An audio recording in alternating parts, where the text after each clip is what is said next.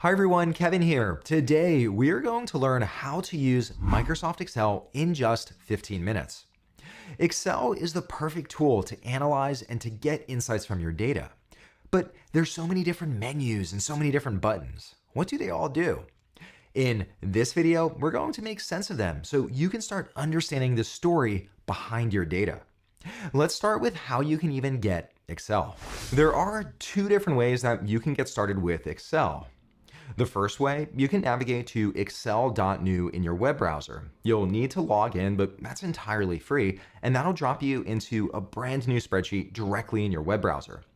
Excel on the web has most of the functionality that you'll find in the desktop app, and typically new features hit the web first.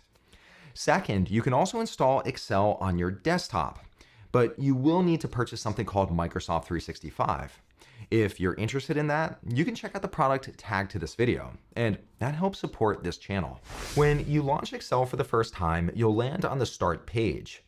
In the top left-hand corner, you can jump into a blank new workbook, and in a moment we'll do this. Over on the right, you'll also see a whole host of different templates. It's well worth looking through these to see if maybe one of these meets your needs. Down below, you can get back to recent workbooks that you worked on. Right up on top, you could search for a workbook, and down below, you'll see all of your recents. In the top left-hand corner, let's click into a blank new workbook.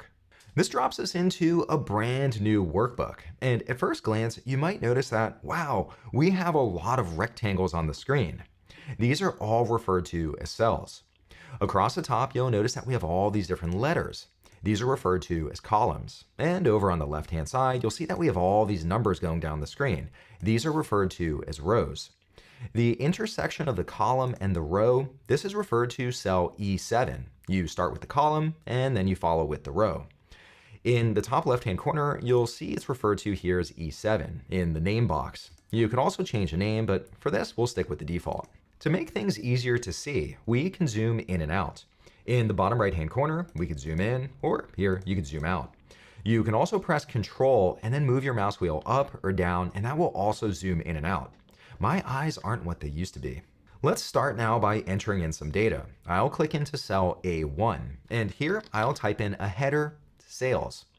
To move over to the next cell, I could click on it with my mouse. I could also press Tab or the right arrow key on my keyboard, and that'll move me over to the next cell. And here I'll type in date. To move down here, I could press the down arrow key, or I could press enter. I want to track cookie sales here at the Kevin Cookie Company, starting in January 2023. Here, I'll type in January 2023 and then hit enter. So that's the first month I'll track. And I want to track all the way through November 2023. Now, of course, I could go through and type in every single month, but Excel is smart and it detects a pattern. Here it sees that I entered a date. When I click into cell B2, you'll notice that there's this rectangle in the bottom right-hand corner. And when I hover over it, my cursor changes. I can press and hold on that, and then I could drag it down. And here, that'll fill in all the different months. This works with dates. It also works with numbers, as long as Excel can detect a pattern. Next, we need to enter in some data for how many cookies we sold. January is by far the worst month for the cookie business. Everyone has a New Year's resolution that they just don't want to eat cookies. And I'll go through and fill in numbers for the rest of the months, and feel free to follow along. I've now entered in all of our cookie sales. Like I've always said, the cookie business is a good one to be in. It's a little difficult to parse these numbers just at a glance. Ideally, I could have a 1,000 separator. I'll highlight all of these cells. And up on the Home tab within the Home ribbon, in the center, here I can click on this icon to add a 1,000 separator. That makes it much easier to tell which numbers are larger and which are smaller. But I don't need this decimal place. We don't sell fractions of cookies here. Up on top, I'll click on this icon and I can remove those decimal places. Now, as a neat little pro tip, you can press Control together with the 1 key on your keyboard. And this opens up the Format Cells dialog. Here you have full control over what the format of the cell is. If you'd like to learn all about the different shortcut keys available in Excel, I've included a link down below that'll show you every possible option.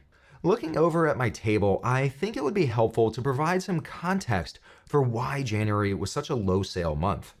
I'll click into cell C1 and add another header titled Notes.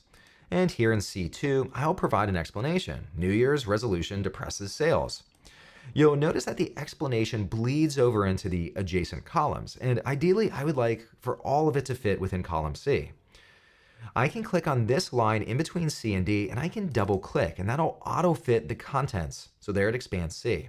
If you have many different columns or many different rows that you would like to fit to the content, you can click on this icon and then click on any line in between two columns, and that'll auto fit everything. It's a handy little trick.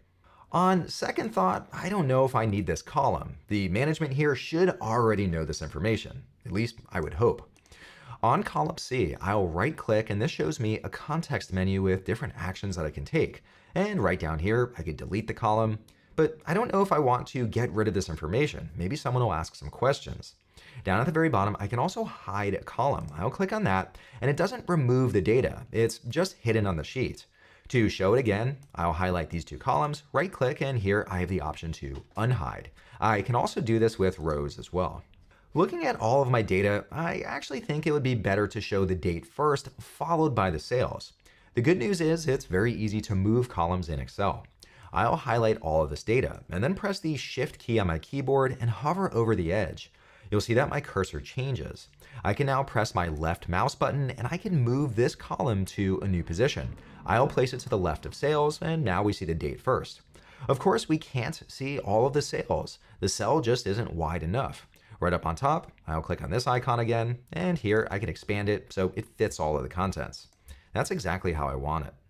I also think it would be nice to just format this table so it looks better. Up on the top tabs, let's click on Insert, and here we have the option to insert a table. I'll click on that, and here it automatically identifies all this data. We have headers, I'll make sure that's checked, and then click on OK. And look at that, I now have banded rows. It's a lot easier to read this table. Over on the right-hand side under Table Design, here we have all different types of styles that we could choose. I'll stick with the default. The benefits of tables go beyond just the look and feel. Right here,